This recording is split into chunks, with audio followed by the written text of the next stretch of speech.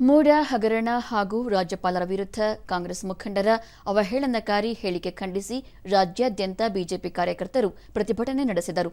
ಮಂಡ್ಯ ಜಿಲ್ಲೆಯಲ್ಲಿ ವಿಧಾನಸಭೆಯ ವಿರೋಧ ಪಕ್ಷದ ನಾಯಕ ಆರ್ ಅಶೋಕ ನೇತೃತ್ವದಲ್ಲಿ ಪ್ರತಿಭಟನೆ ನಡೆಯಿತು. ಪ್ರತಿಭಟನಾಕಾರರು ಮೂಡ ಹಗರಣದಲ್ಲಿ ಭಾಗಿಯಾಗಿರುವ ಮುಖ್ಯಮಂತ್ರಿ ಸಿದ್ದರಾಮಯ್ಯ ರಾಜೀನಾಮೆಗೆ ಆಗ್ರಹಿಸಿದರು. ಈ ವೇಳೆ ರೈತ ನಾಯಕ ಕೆಎಸ್ ನಂಜುಂಡೇಗೌಡ, ಬಿಜೆಪಿ ಜಿಲ್ಲಾಧ್ಯಕ್ಷ ಡಾ ಇಂದ್ರೇಶ್ ಮತ್ತಿತರರು ಉಪಸ್ಥಿತರಿದ್ದರು. ಬಳಿಕ ಆರ್ ಅಶೋಕ, ಸಾಂವಿಧಾನಿಕ ಹುದ್ದೆಯಲ್ಲಿರುವ ರಾಜ್ಯಪಾಲರ ವಿರುದ್ಧ ಕಾಂಗ್ರೆಸ್ ನಾಯಕರು ಅಗೌರವದಿಂದ ಹೇಳಿಕೆ ನೀಡುತ್ತಿರುವುದು ಖಂಡನೀಯ. ಕೂಡಲೇ ಕಾಂಗ್ರೆಸ್ ಪಕ್ಷ ಸಾರ್ವಜನಿಕವಾಗಿ ಕ್ಷಮೆಯಾಚಿಸಬೇಕು. ರಾಜ್ಯ ಸರ್ಕಾರ ಸಂವಿಧಾನ ವಿರೋಧಿಯಾಗಿ ಸರ್ಕಾರ ನಡೆಸುತ್ತಿದ್ದು ಭ್ರಷ್ಟಾಚಾರದಲ್ಲಿ ಭಾಗಿಯಾಗಿದೆ. ಮೂಡ ಹಗರಣದಲ್ಲಿ ಮುಖ್ಯಮಂತ್ರಿಗಳು ಭಾಗಿಯಾಗಿರುವುದು ಬೆಳಕಿಗೆ ಬಂದಿದೆ.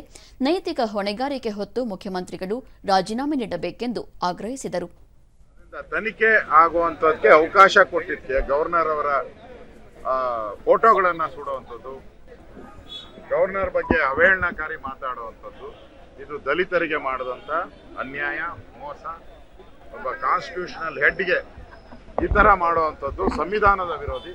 ಅದಕ್ಕೆ ರಾಜ್ಯದ ಜನಗಳ ಮುಂದೆ ಕಾಂಗ್ರೆಸ್ ಪಾರ್ಟಿ ಕ್ಷಮಾಪಣೆ ಕೇಳಬೇಕು ಅನ್ನೋ ಆಗ್ರಹವನ್ನ ಮಾಡ್ತೀರಿ. ರೈತ ನಾಯಕ ಕೆಎಸ್ ನಂಜುಂಡೇಗೌಡ, ಉತ್ತಮ ಆಡಳಿತ ನೀಡುವಲ್ಲಿ ವಿಫಲವಾಗಿರುವ ಮುಖ್ಯಮಂತ್ರಿ ಸಿದ್ದರಾಮಯ್ಯ ಹಲವು ಹಗರಣಗಳಲ್ಲಿ ಭಾಗಿಯಾಗಿರುವುದು ಬೆಳಕಿಗೆ ಬಂದಿದೆ. ಮೂಡ ಹಗರಣದ ಮೂಲಕ ಅಮಾಯಕರ ಭೂಮಿಯನ್ನು ಕಿತ್ತುಕೊಂಡಿದ್ದಾರೆ ಎಂದು ಆರೋಪಿಸಿದರು. ಸಿದ್ದರಾಮಯ್ಯನವರು ರಾಜೀನಾಮೆ ಕೊಟ್ಟು ಪರಿಶುದ್ಧರಾಗಬೇಕು. ತುಮಕೂರಿನಲ್ಲೂ ಮಾಜಿ ಮುಖ್ಯಮಂತ್ರಿ ಡಿ ಸದಾನಂದಗೌಡ ನೇತೃತ್ವದಲ್ಲಿ ಬಿಜೆಪಿ ಕಾರ್ಯಕರ್ತರು ಪ್ರತಿಭಟನೆ ನಡೆಸಿದರು.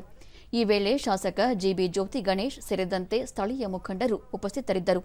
ಬಳಿಕ ಡಿವಿ ಸದಾನಂದಗೌಡ, ಜನರ ವಿಶ್ವಾಸವನ್ನು ಕಳೆದುಕೊಂಡಿರುವ ರಾಜ್ಯ ಸರ್ಕಾರ ಸಂವಿಧಾನ ವಿರೋಧಿ ನಡೆಗೆ ಮುಂದಾಗಿದೆ. ರಾಜ್ಯಪಾಲರನ್ನು ಕಾಂಗ್ರೆಸ್ ನಾಯಕರು ಹಾಗೂ ಕಾರ್ಯಕರ್ತರು ಅವಹೇಳನಕಾರಿ ಹೇಳಿಕೆಗಳಿಂದ ಅವಮಾನಿಸುತ್ತಿದ್ದಾರೆ. ಇದು ಖಂಡನೀಯ. ಮೂಡ ಹಗರಣ ಕುರಿತು ಪಾರದರ್ಶಕ ತನಿಖೆಯಾಗಬೇಕು ಎಂದು ತಿಳಿಸಿದರು. ಈ ಒಂದು ಆದೇಶಗಳನ್ನು ಮಾಡಿದ್ದಾರೆ ಅಂತ ಹೇಳುವಂತ ಸತ್ಯವನ್ನ ತಾವೆಲ್ಲ ಶಾಸಕ ಜಿಬಿ ಜ್ಯೋತಿ ಗಣೇಶ್, ಅಭಿವೃದ್ಧಿ ಕಾರ್ಯಗಳಲ್ಲಿ ವಿಫಲವಾಗಿರುವ ರಾಜ್ಯ ಸರ್ಕಾರ ಭ್ರಷ್ಟಾಚಾರದಲ್ಲಿ ಪ್ರಗತಿ ಸಾಧಿಸಿದೆ. ಹಿಂಸಾತ್ಮಕ ಚಟುವಟಿಕೆಗಳ ಮೂಲಕ ಆಡಳಿತ ನಡೆಸುತ್ತಿರುವ ಕಾಂಗ್ರೆಸ್ ಜನರ ವಿಶ್ವಾಸ ಕಳೆದುಕೊಂಡಿದೆ.